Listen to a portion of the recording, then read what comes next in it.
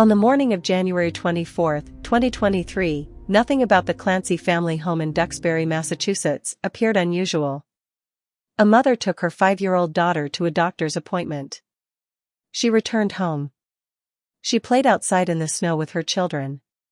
She sent photographs to her husband and her mother. And then, just hours later, 3 children would be dead. Their mother would be found critically injured outside the house. And a case would begin that would force an entire courtroom to confront a question that has no easy answer. Was Lindsay Clancy a mother who deliberately killed her children? Or was she experiencing a devastating psychiatric illness that had taken control of her mind? Tonight on Very Dark Cases, we're going inside the case of Lindsay Clancy. And before this story is over, you'll understand why the evidence has left both sides fighting over one central question. What was happening inside Lindsay Clancy's mind? Lindsay Clancy was a registered nurse who worked in labor and delivery. She was married to Patrick Clancy, and together they had 3 children. Cora, 5 years old. Dawson, 3. And Callan, their youngest, who was only 8 months old. To people who knew Lindsay, she could appear to be a devoted mother. But after Callan's birth in 2022, people close to her began noticing changes. Her mental health deteriorated. She experienced severe anxiety and depression. She became increasingly afraid of being alone. And according to testimony from her family, there were moments when Lindsay expressed thoughts about suicide and fears involving her children. Her mother and sister later described a woman who was struggling in ways that had become increasingly difficult to hide. Lindsay sought professional help. She was hospitalized for psychiatric treatment in January 2023. And according to evidence presented during the trial, she was prescribed and tried numerous psychiatric medications. But whatever was happening inside Lindsay's mind, it wasn't over. Part 2, the day everything changed. January 24th began like an ordinary family day. Lindsay took Cora to a pediatrician's appointment. Nothing about the visit immediately alerted the medical staff to an emergency. After returning home, Lindsay and the children spent time outside playing in the snow. Photographs were taken. Messages were exchanged with family. On the surface, everything appeared normal. And that's what makes what happened next so difficult to understand. At some point that afternoon, Patrick left the house to pick up food and medication. According to prosecutors, this moment was critical. They argue Lindsay intentionally created a period when she would be alone with the children. The prosecution has pointed to messages and digital evidence as part of its argument that the killings were planned. But the defense tells a very different story. They argue that Lindsay was suffering from severe postpartum psychiatric illness. And that by this point, her perception of reality had become dangerously distorted. The difference between those two explanations is essentially the entire case. While Patrick was away from the house, prosecutors say Lindsay killed her 3 children. Cora, Dawson, and Callan. The children were later discovered inside the family home. Lindsay herself was found outside, critically injured after falling from a second-story window in what prosecutors have described as an attempted suicide. She survived. But she suffered catastrophic injuries and was left paralyzed. The case immediately became national news. A mother had survived. Her 3 children had not. And investigators now had to determine what had happened inside that house. But there was another question. Why? When Patrick returned home, he encountered something no parent should ever have to see. He called 911. That call became one of the most emotionally significant pieces of evidence in the case. The judge has restricted public broadcast of the recording, while allowing it to be used as evidence inside the courtroom. Patrick later testified about the devastating discovery. And his testimony presented something important. He did not describe Lindsay as someone he believed was simply evil. Instead, he described a woman he loved. And a mother who had been struggling psychologically. That distinction has become central to the defense. Because the defense isn't arguing that the children died by accident. they acknowledge that Lindsay caused their deaths. Their argument is something much more complicated. They say Lindsay was not criminally responsible because of her mental state. Postpartum psychosis is a rare but extremely serious psychiatric condition that can occur after childbirth.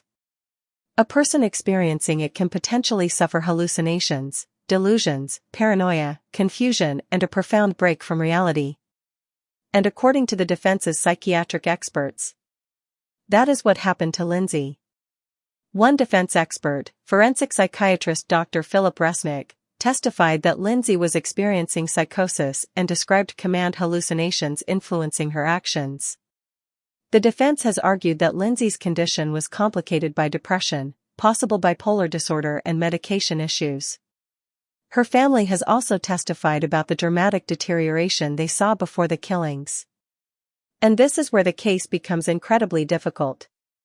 Because if Lindsay truly believed something horrifying was necessary to protect her children, then the defense argues she wasn't operating from the same understanding of reality that a mentally healthy person would.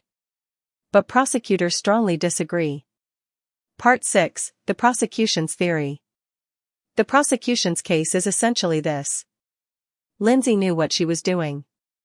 And she planned it. Prosecutors have pointed to her actions before the killings. They have highlighted digital searches, communications, medication information, and the circumstances surrounding Patrick's departure from the house. They argue that Lindsay deliberately created an opportunity to be alone with the children. And they have questioned whether she was actually experiencing psychosis at the time. Medical professionals who encountered Lindsay before the killings testified that they did not observe clear signs of psychosis. One prosecution expert, Dr. Avram Mack, testified that he believed Lindsay suffered from major depressive disorder rather than psychosis. And that distinction matters enormously. Because depression can be devastating. But legally, it isn't automatically enough to establish that someone was incapable of understanding their actions. The prosecution therefore wants the jury to see something different. Not a woman completely detached from reality, but a woman who made deliberate decisions. And now, after weeks of testimony, the jury has essentially been presented with two different versions of the same woman. In the first version, Lindsay Clancy was a loving mother who became desperately ill. Her family watched her mental health collapse. She expressed suicidal thoughts. She sought treatment. She took numerous medications. And eventually, according to the defense, psychosis overwhelmed her ability to understand reality. In the second version, Lindsay was mentally ill, but still knew what she was doing. Prosecutors argue she concealed her intentions, manipulated circumstances around the killings, and carried out a deliberate plan. Both sides are looking at many of the same events. But they're asking the jury to interpret them completely differently. And that is what makes this case so difficult. There is one question hanging over everything. Did Lindsay understand what she was doing? Not whether she was depressed. Not whether she was struggling. Not whether she needed help. But whether, at the exact moment her children died, she understood the nature and consequences of her actions. That is the question the jury ultimately has to answer. And it isn't something that can be solved simply by looking at a text message, or a medical record, or a search history, or one conversation. Because mental illness doesn't always look the way people expect it to look. A person can sometimes appear organized. They can communicate. They can make plans. They can even appear completely normal, while experiencing an internal psychiatric crisis. The defense has emphasized exactly that point. The prosecution has argued the opposite. And now the jury must decide which interpretation is supported by the evidence. Part 9, the children. But underneath all of the psychiatric arguments, all of the courtroom battles, and all of the questions about criminal responsibility, there are 3 children whose lives ended far too soon. Cora was 5. Dawson was 3. Callan was only 8 months old. Their deaths changed Patrick Clancy's life forever. They changed the lives of their grandparents, relatives, friends, and everyone who knew them. And they also turned Lindsay Clancy into one of the most closely watched defendants in America. But there is something important to remember. This isn't simply a story about a defendant. It is a story about 3 children. And about a family that lost all 3 of them in a single afternoon. Lindsay's murder trial began in July 2026. She pleaded not guilty to 3 counts of first-degree murder. The defense has pursued a theory of not guilty by reason of insanity. The prosecution has argued that the killings were intentional and that Lindsay should be held criminally responsible. As of August 21, 2026, the defense has rested its case. Closing arguments are expected next week. That means the case is approaching the moment when the jury will finally have to make its decision. And whatever that decision becomes, it will not bring Cora, Dawson, or Callan back. Ending, very dark cases style. There are cases where the mystery is about who committed the crime. There are cases where investigators spend years searching for a missing person. And then there are cases like Lindsay Clancy's, where the identity of the person responsible isn't really the central mystery. The harder question is, what was happening inside that person's mind when it happened? Was Lindsay Clancy a mother whose untreated psychiatric illness pushed her into a terrifying break from reality? Or was she a mentally ill woman who nevertheless understood what she was doing and deliberately chose to kill her children? The jury now has the responsibility of deciding where that line exists. And perhaps the most uncomfortable part of this entire case is that both sides agree on one thing.